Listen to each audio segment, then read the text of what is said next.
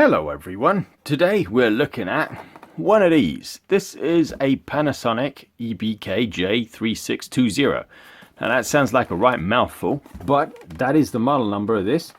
This is an old school phone I bought many years ago. This is what the box looks like. This is out of the UK. I bought this with a view of getting service.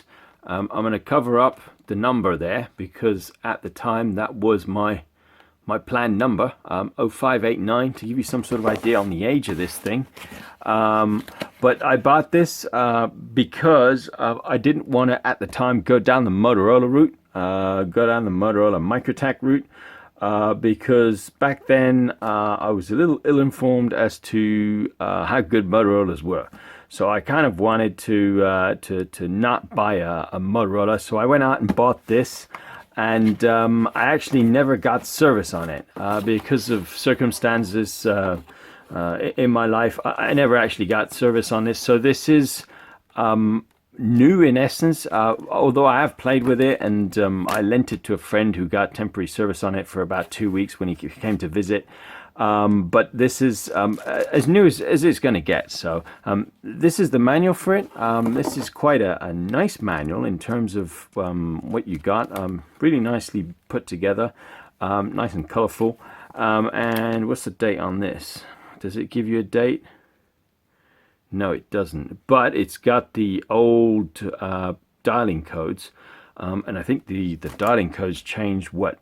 They must have changed 96, maybe 97, I think. So this obviously predates that. So this is what you got when you bought the phone. Now it came with 2 batteries originally. I went out and bought another one because I lent it to my friend, and obviously I didn't want to use the originals because I wanted to keep them new. So you got a leather case, you got battery number 1, you got battery number 2. You got a nice desktop charger sort of cradle thing, and you got the great big heavy transformer with Panasonic written on it, and obviously you got the phone. Oh, and the 3rd battery still sealed, and you also got a little hand strap type thing. I'm going to leave this in the box because this is still brand new, and move the box out the way.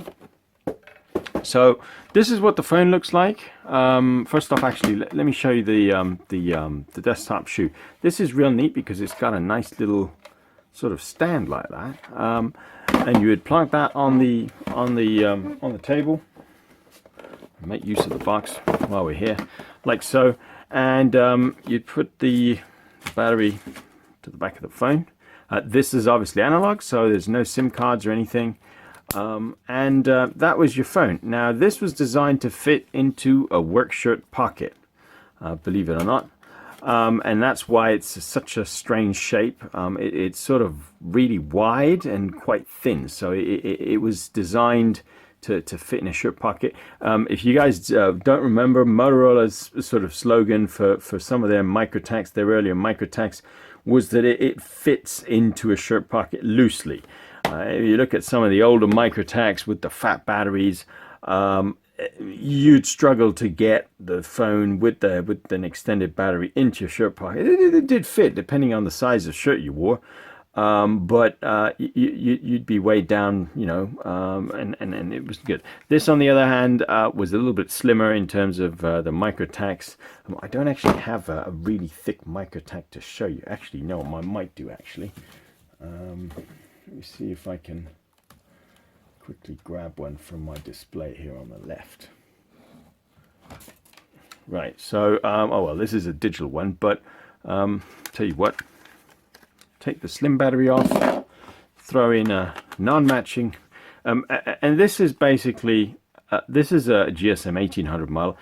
Analogues were obviously just as thick in the beginning, so you compare that to size to the Panasonic, and you get the idea. I mean, that would really, well, it would give you a man boob if you wore a shirt. You had that in your shirt pocket.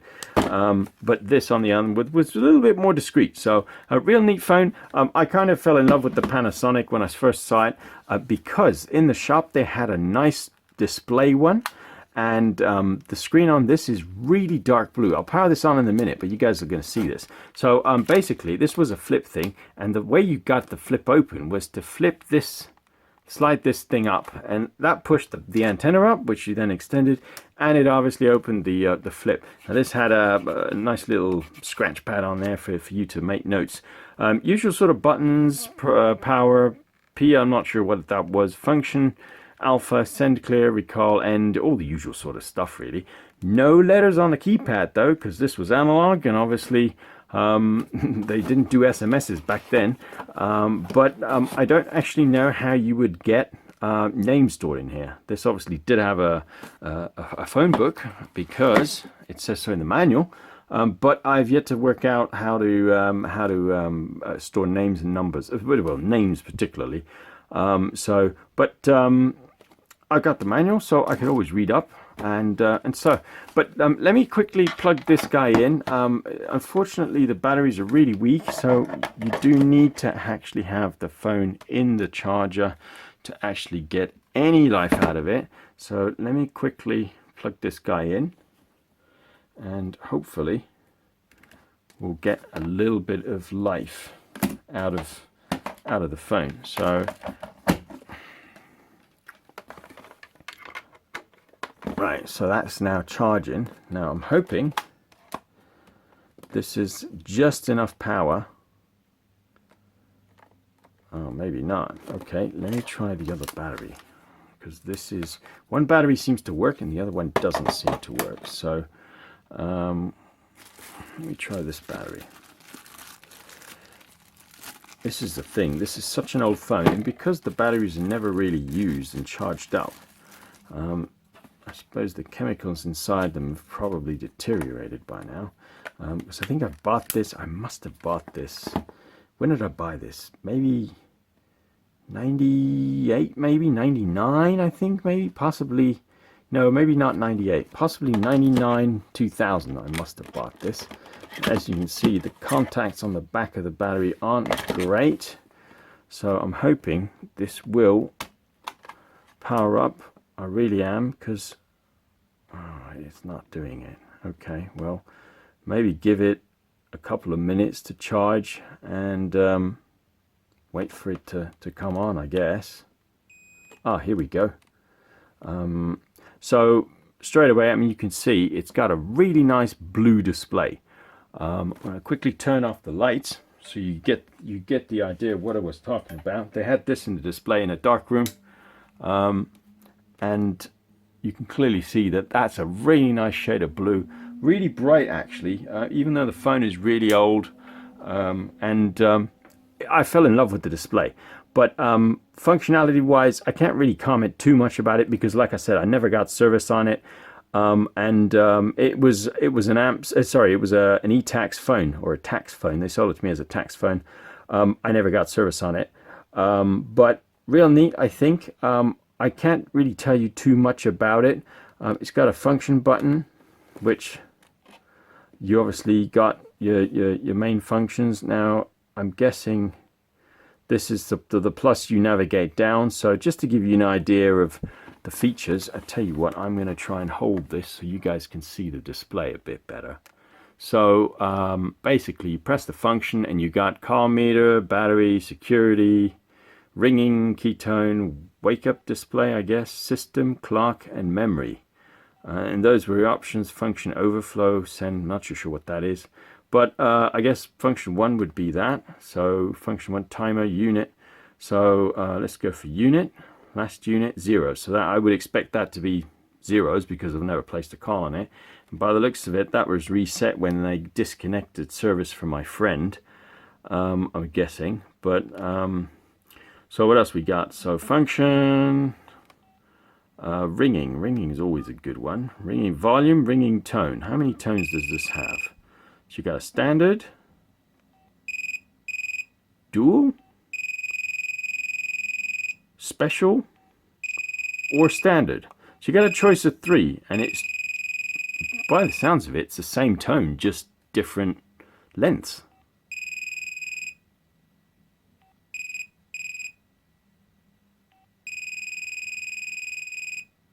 Yeah, so not much choice there in terms of ringtone, I gotta say. What else can I show you? Keytone, ringing, wake up, DSP, not sure what that is. System, let's go into that. Phone number, AB status. Of course, you guys don't know, but some of the more advanced ETACS phones will let you program up 2 numbers in there.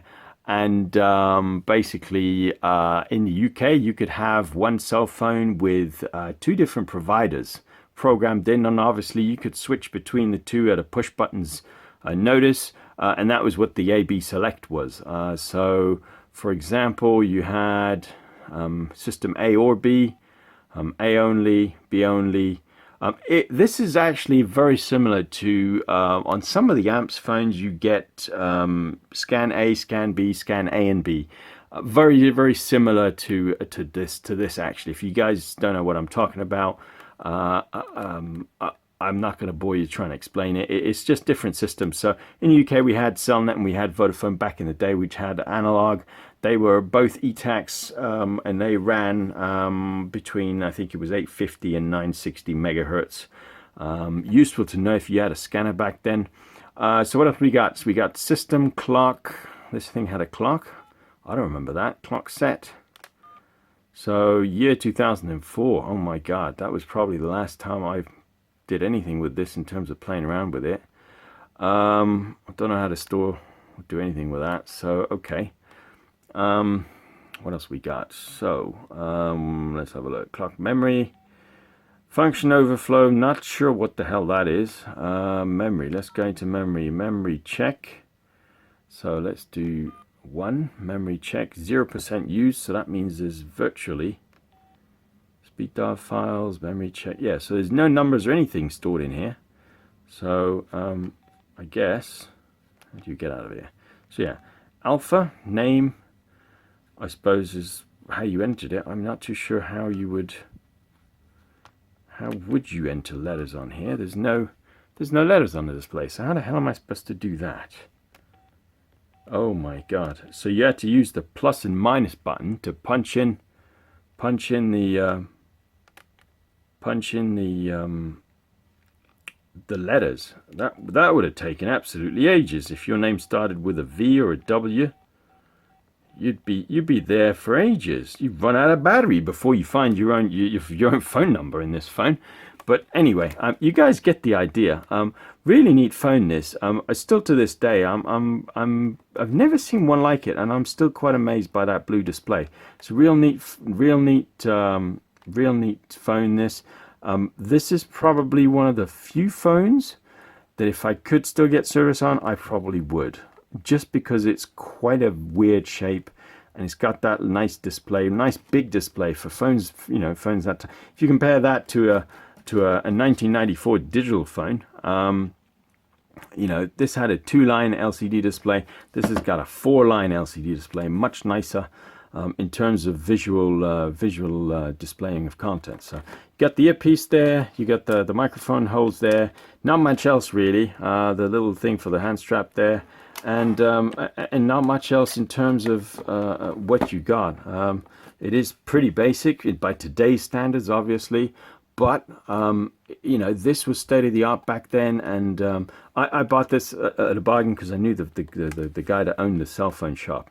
But I think back in those days, you paid a premium for a handset like this. Certainly Panasonic ain't a cheap make. I think this would have been a rather expensive model. But that's all I can say about this particular one, unfortunately. Just a quick video really about this one. This is one that I've never come across ever again. I bought this to get service myself, and somehow I've never spotted or seen one of these like it. I don't know why. Maybe it's just a UK model. I'm not too sure. But I mean, what's strange though is that the box itself says DNet Taschentelefon, which is a DNet pocket phone. This is German basically. But DNet in Germany is the digital networks. So I'm not too sure how that would work. I know this is definitely apps, but like I said, I'm not too sure why that's written on the box. Maybe it's a generic box. I'm not too sure, even though it's got the model number on it. I will never know. But it's got different languages on it, so maybe this was for particular markets. It's got obviously English, German, Telefono Móviles del Bolsillo. I guess that's Spanish, and Telefono Celular Portatile is probably Italian. So I guess maybe they did this in limited numbers where there was an ETACS mobile network. But I don't recall Germany ever having one of them, so I'm not too sure. It could have been Austria, it could have been Switzerland, it could be, I'm not too sure. But anyway, that's all I got to say about this particular one. Give me a thumbs up, as always, if you like the phone or the video. And if you haven't subscribed, please subscribe. We're trying to get to 1,000 subscribers here. I know that's not much, but, you know, there's channels out there with like, you know, 20, 30 million subscribers. But it's a milestone for me, and I'll be happy with 1,000. So, and also check out the giveaway, the Nokia giveaway video that I did a couple of weeks back. I'm still sort of waiting to get to that 1,000 subscriber mark before I start giving away one of the Nokia communicators. Anyway, that's all I got to say about this. Thanks for watching, and I'll see you next week.